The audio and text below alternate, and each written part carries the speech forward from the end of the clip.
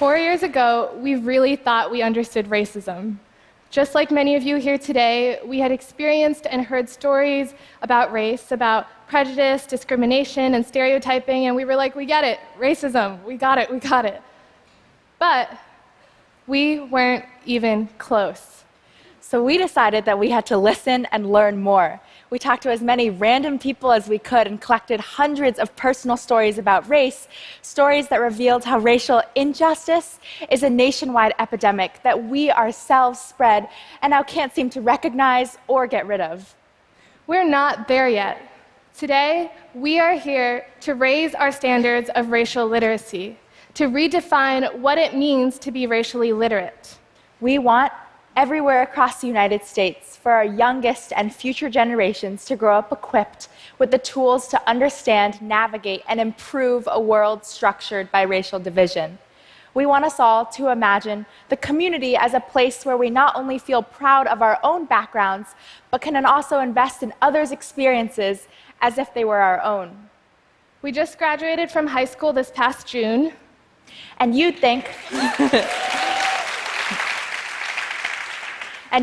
after 12 years, somebody in or out of the classroom would have helped us understand, at a basic level at least, the society we live in. The truth for almost all our classmates is that they don't. In communities around our country, so many of which are racially divided, if you don't go searching for an education about race, for racial literacy, you won't get it. It won't just come to you.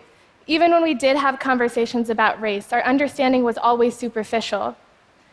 We realized that there are two big gaps in our racial literacy.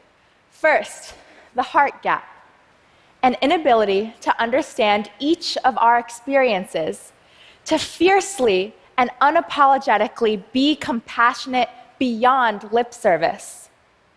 And second, the mind gap, an inability to understand the larger systemic ways in which racism operates. First, the heart gap. To be fair, race did pop up a few times in school growing up. We all defend our social justice education because we learned about Martin Luther King Jr. and Harriet Tubman and Rosa Parks. But even in all of those conversations, race always felt outdated, like, yes, slavery, that happened once upon a time, but why does it really matter now? As a result, we didn't really care. But what if our teacher introduced a story from the present day? For example, how Trinaya told us in Pittsburgh that my sister was scrolling through Facebook and typed in our last name.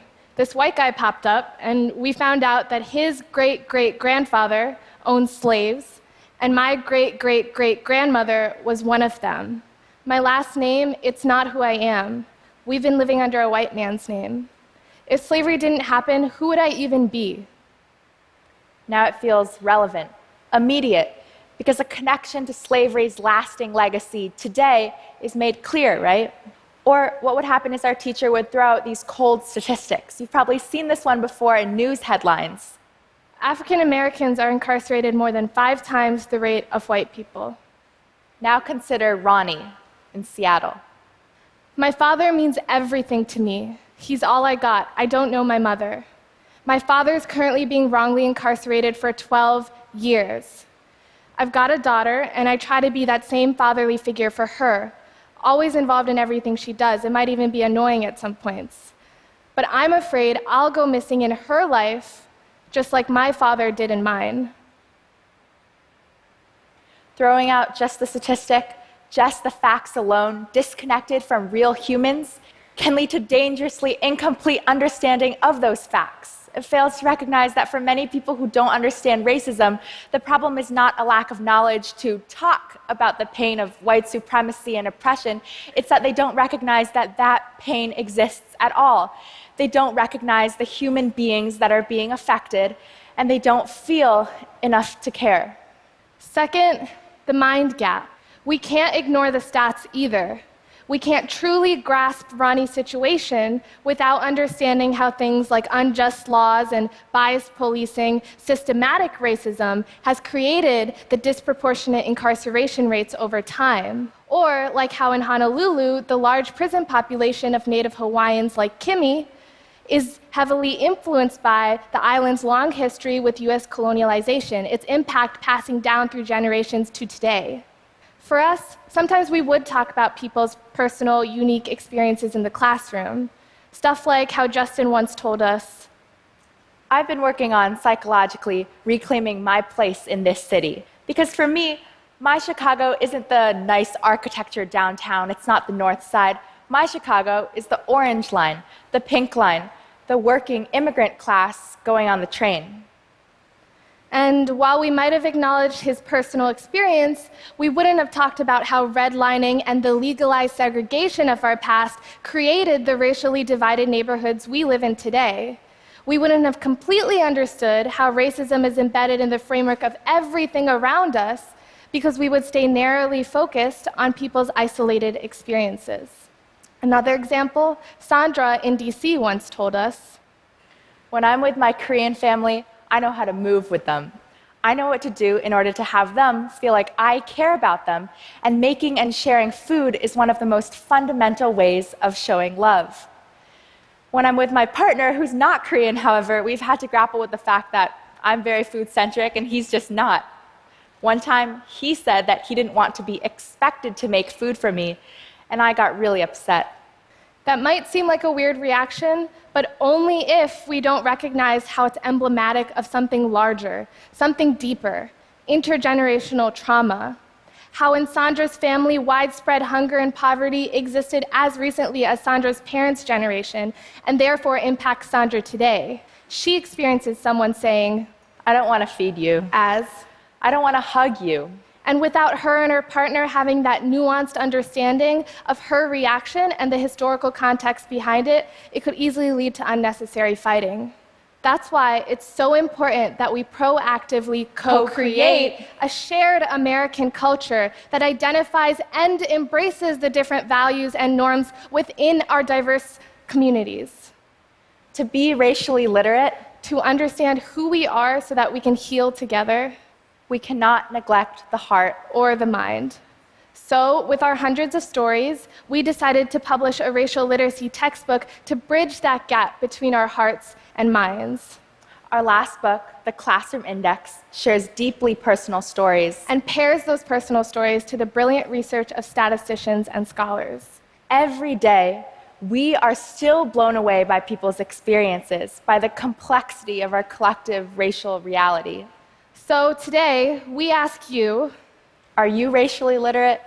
Are you there yet? Do you really understand the people around you, their stories? Stories like these. It's not just knowing that Louise from Seattle survived Japanese American internment camps. It's knowing that, meanwhile, her husband was one of an estimated 33,000 Japanese Americans who fought for our country during the war, a country that was simultaneously interning their families. For most of us, those Japanese Americans, both in camps and in service, now see their bravery, their resilience, their history forgotten. They've become only victims. It's not just knowing that interracial marriages like Charmaine and Paul in DC exist. It's acknowledging that our society's been programmed for them to fail.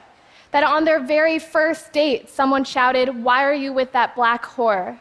That according to a Columbia study on cis-straight relationships, black is often equated with masculinity and Asian with femininity, leading more men to not value black women and to fetishize Asian women. Among black-white marriages in the year 2000, 73% had a black husband and a white wife.